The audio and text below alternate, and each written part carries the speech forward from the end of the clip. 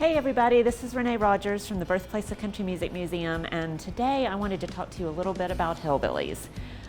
For those of us from Appalachia, hillbilly is a tricky term. People call us that and they don't usually mean it in a nice way, but it has an interesting background, and it certainly has an interesting background in early commercial country music.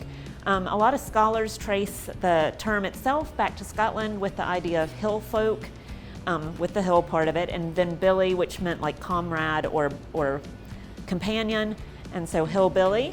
But in the commercial country music genre, it actually became known as a type of music.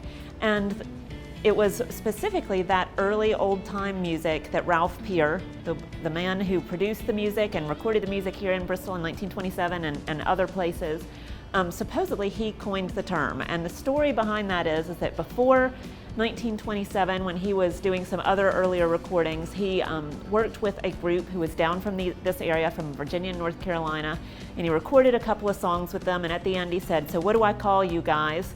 Or what do I call you as a band?"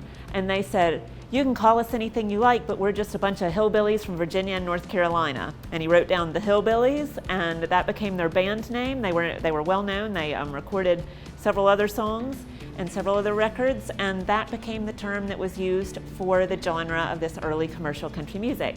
And what's interesting about that is that not only the term itself, but the fact that around this time when this early recording music was happening, not just in country music, but in other types of music, this was sort of a marketing ploy. It was a way to convince audiences that you were producing music for them specifically. So for instance, you had hillbilly records, you might have Polish records, you might have Latin music records, and African American musicians who were also recording at this time, sometimes with very similar music to what we hear in the hillbilly music.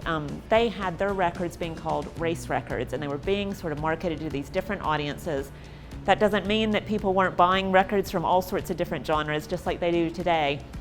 But there was this idea that it was a great way to market and a great way to make money, is to actually focus this music in on specific groups of listeners.